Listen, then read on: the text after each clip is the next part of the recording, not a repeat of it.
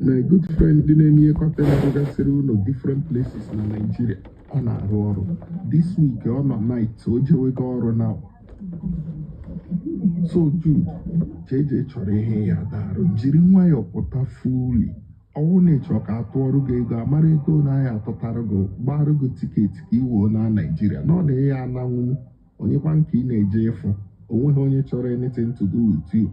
I'm sure even the family they don't want you anymore because they know that you are useless in life. You will condemn human being. Kelly, after you do nana, I will pattern order. I'm a tear.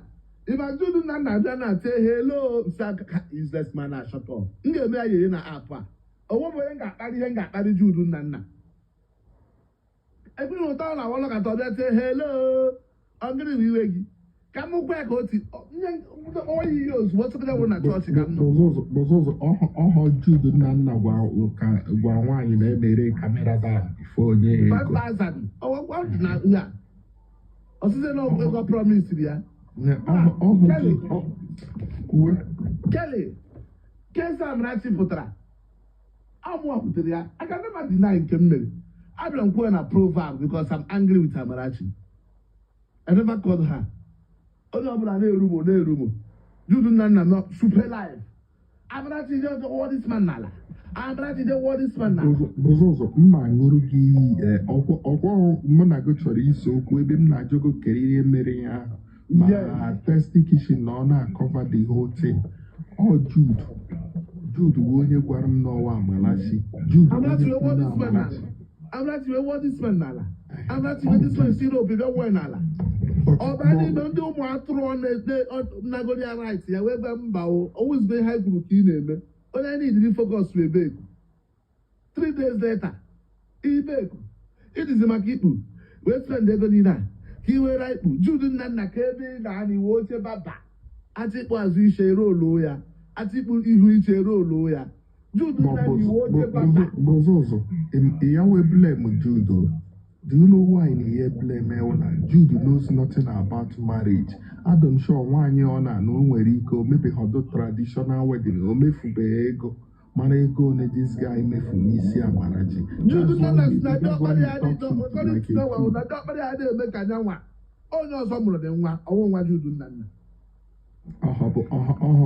Jude Nana. I would not want to what you do not know I make again. I got it to go. I don't like I make again. Maybe this she can make this she can get the police. I don't like I make again. Oh, no, some of them want you to do none. That's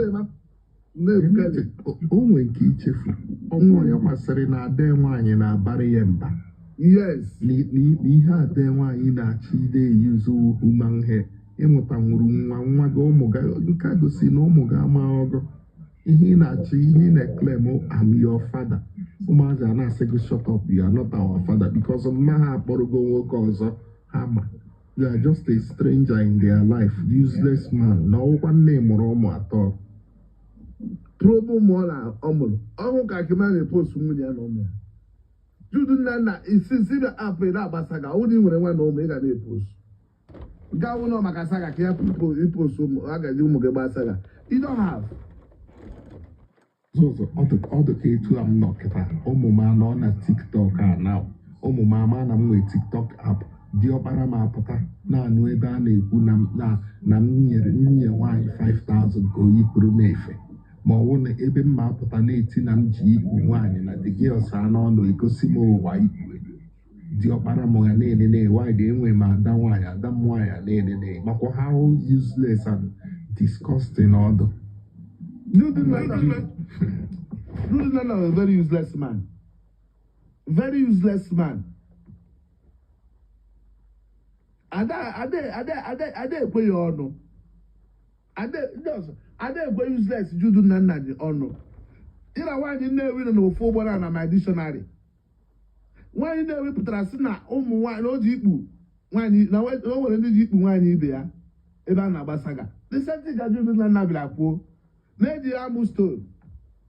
Now ya go one honor. Judu Nana need Amusto, you got Pundigia, Manigia. It was talking about Saga as a useless man.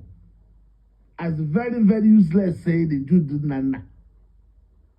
iwe eziokwu aka gị ebe ọ bụla akwa gị ka ị ga-aga onwe ọ na-ekwe ka erịa gị na Adaeze Adaobi were rusho 7 Sisters wee nyere onye ọzọ ka o mee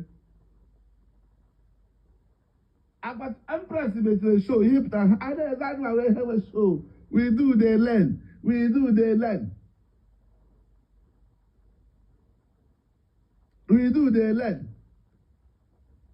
Judu nna ị na-asị m na ndị selfish ịdị greedy Judu nna ị nyenugo mmadụ 100,000 na app a before nke i kwere ekwu na platform m ekwu họ ekwubekwa aka bụ aka itiwe na adakọbem ihe president unu ahụ to yesterday gwakwa quality of leader kedu ihe gbasa gị gbasa my leadership ebe niile ihe president ahụ as useless ede ara gbagburu gị gbagbuo gị na nwunye gị odio marry man a fool at 60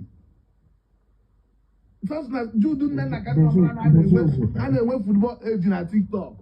Thank you. Ọkwa ihe m chọrọ ịma ya aka 50 something onye ara na-ekwu ọdọkọ 50 something onye ọdụ 50 something ihu ya bịa rọmpụ chee tụọ rọmpụ ma ọdụ ka onye na-achị ịnwụ anwụ Akụibe hello hafa akụisiri na-eso ndị na-ada ada hafa bụzi ụzọ ọdabi Judu nna ahụzi m gị tata bọọsụ ga-eju ha eju ugboro atọ m bata na platfọm gị taa bọọsụ